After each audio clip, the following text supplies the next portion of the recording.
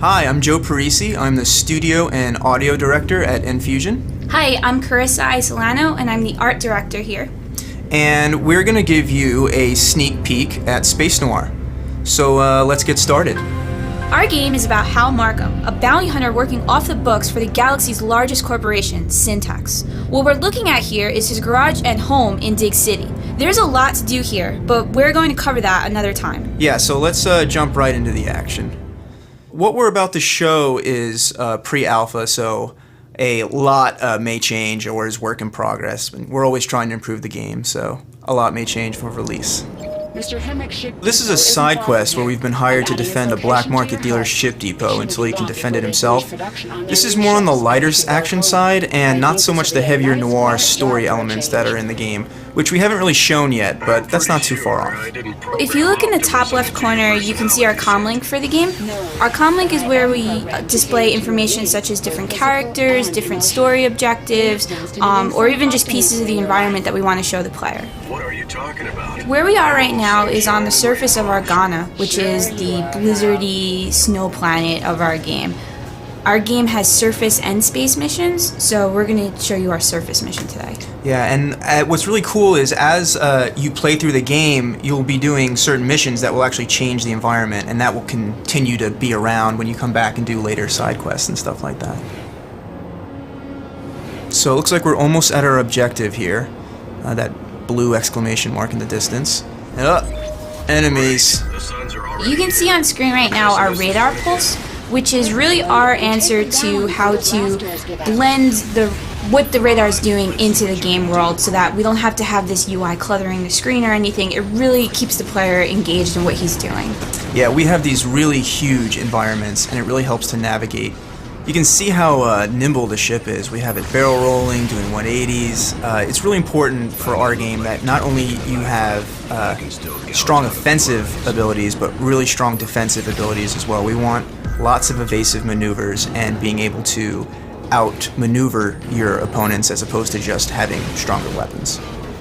Going along with our minimalist HUD that we have for the game, one of the really cool features is that we actually display the health of the player on his ship, which is those nice little red pipes that are in the back. And as the player takes damage, you can actually watch those drain, which is really cool. We also have a reticle that doubles as your primary, secondary, and utility display for information. So each piece of the reticle represents your blasters, your missiles, or your utility. Yeah, and of course, we're just showing blasters and missiles right now, but there's an entire arsenal you can equip. You can equip 2 weapons at any time, plus a third utility, which we'll give you an example of a little later, and they are all fully upgradable. And what's a cool thing about our upgrade system is it doesn't just increase the stats. Once you get a weapon or utility to a certain level, basically a new version of it appears. Like for the blasters, you'll gain some extra blasters, and for the missiles, you can lock onto multiple enemies and fire at the same time. So stuff like that is really cool. And it's not just weapons and utilities. You can upgrade your hull, your thrusters, change the paint job, all kinds of stuff you can do. Something that's really important for us with our art style was really pushing everything over the top. Our explosions, if we made them and we liked them, we'd make them 3 times bigger. Our blaster feedback is really big. You get a lot of feedback in our game, and it keeps the game really exciting. Yeah, I really like the way when you see it splashes off the mountains and different objects and stuff. It's awesome. So it looks like some new powerful enemies have appeared, these big guys over here. They're not as easy as the grunts. You have to take out their weak points. So as we get close, it's time to whip out our utility, and boom, cloaked. The turrets lose track of me, and I can attack at will without having to worry about taking any more fire. Until, the cloak wears off, of course. And we've got a bunch of other utilities that do other exciting things like that.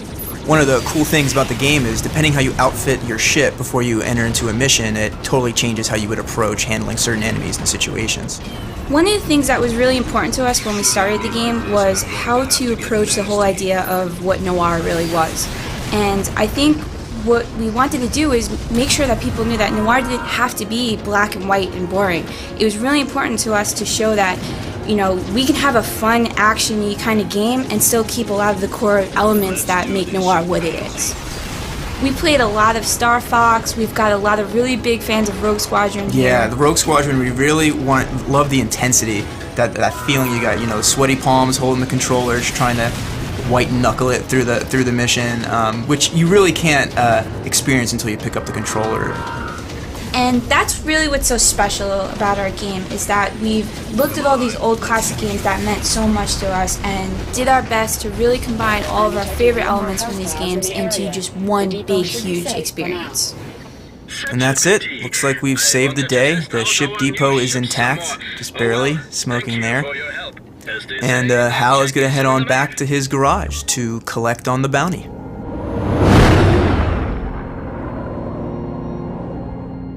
Alright guys, thanks for watching this sneak peek at a side mission from Space Noir. And hopefully you guys are excited to see more of what we're working on soon.